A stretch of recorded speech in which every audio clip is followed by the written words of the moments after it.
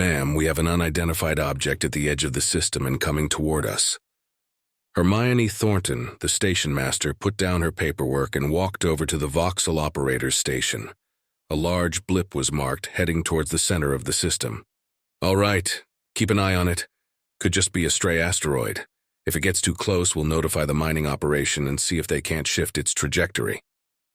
Yes, ma'am, the operator answered, returning to his screens.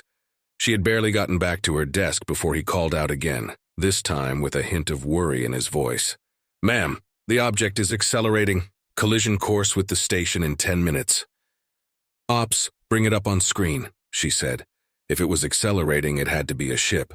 However, a ship should have had a beacon on it, marking it on the Voxel detector.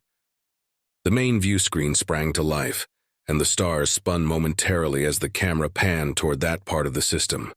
In the center of the screen was something that almost looked like an asteroid. It was oval-shaped and pockmarked with holes all over, but clearly visible were the exhaust plumes of multiple thrusters pointed in every direction. No ship I've ever seen, Hermione muttered. Then she ordered, try hailing it. The signalman typed in commands, then depressed the transmit button. Unidentified vessel approaching Crescent Station. Please heave to and identify yourself. There was a long pause before he adjusted the frequency and repeated his message. I'm getting feedback, he said, like they're receiving but no response. They've sped up, warned Ops. Hermione glanced at the screen and saw they had indeed sped up and were now pointed directly at the station. Call them again. Warn them if they don't heave to, we will lock them in the tractor beam, she told the signalman. Ops, get ready to lock them up. If they get closer than 1,000 kilometers, I want you to hold them there until we can get somebody to board and investigate. Roger that, Ops answered. Hermione watched the vessel on screen as it came closer, heedless of the signalman's warnings. Ops, can you decrease the magnification? She asked. That's not magnified, Ops answered. The vessel was huge, Hermione realized. It must be close to a quarter of the size of the station. Several civilian vessels doing their normal routines could be seen as small specks on the screen much closer to the station's cameras.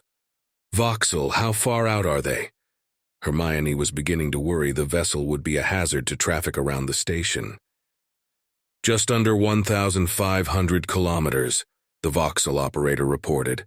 Suddenly, a blood-red beam lanced across the screen and the station shook. Decompression alarm sounded and Hermione grabbed hold of the nearest desk to steady herself. What happened? Damage report.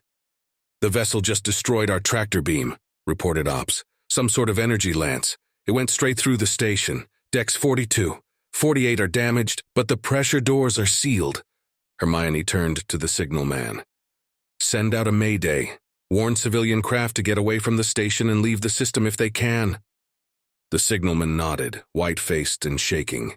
He mashed down on the emergency transmit button. Mayday, mayday, mayday. Crescent Station is under attack from an unknown vessel. All civilian craft evacuate the system immediately. Mayday, mayday, mayday. There was a moment's silence, then the communication speakers exploded in a jabber of confused, scared ship captains. Hermione tried to drown it out, focusing on what needed to be done to manage the damage to the station. On screen, a fixture on the hostile vessel that had looked like an antenna glowed red. Then a beam shot out and ran the length of a nearby cargo ship that was endeavoring to leave the station. Hermione felt her stomach clench as she watched the ship split open and all its cargo, atmosphere, and crew disperse into the cold vacuum of space. Then there was a squelch over the communication speakers, and the firm, authoritative voice of a naval officer came through the speakers. This is the 7th Task Force. We are en route to render assistance. ETA is 8 minutes. The speakers squelched again, signaling the end of the transmission.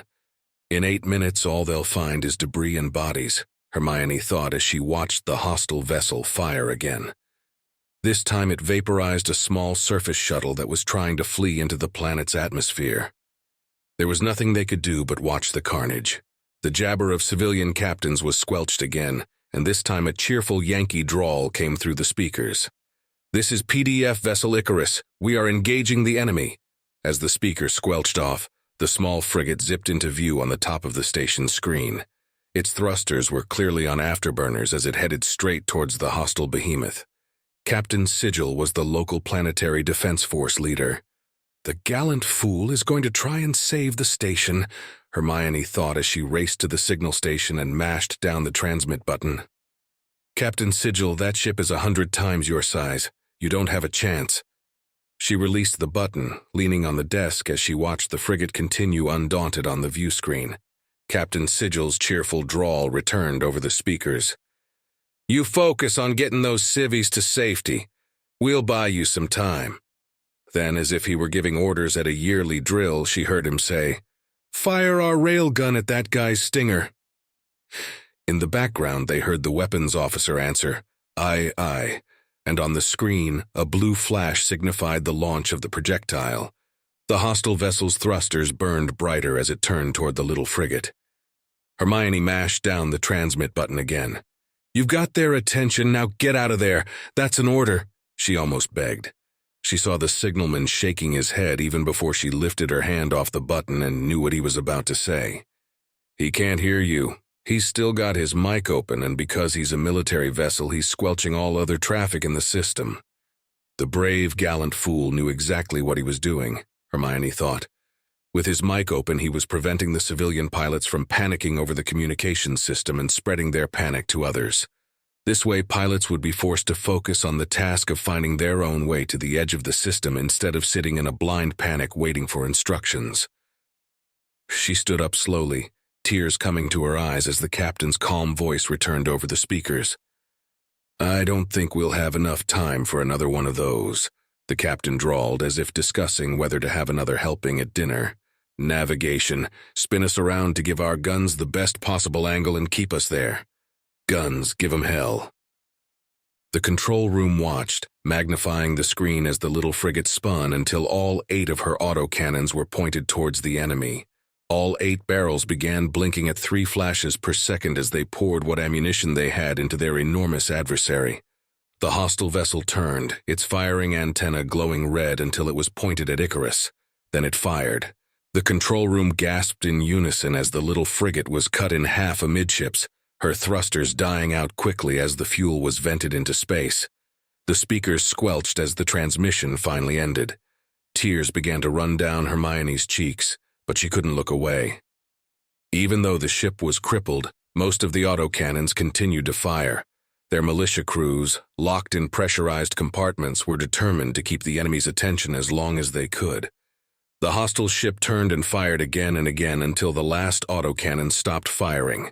Then it swung back towards the station, its weapon powering up again. Hermione shook herself, releasing the white-knuckled hold she'd had on the nearest chair back. She looked over at the Voxel screen. All the civilian ships had either made it to the edge of the system or had already jumped. They were the only target left before the colony on the planet's surface. If this was it, so be it. Ops, she said a little shakily. Sound the decompression alarm and lock down all the bulkheads. Let's make it as hard to take us apart as possible. Ops, a retired Navy man, nodded silently and gave her a salute. As the decompression alarm sounded again, a wave of static covered the screens momentarily. When it passed, the control room erupted in a cheer.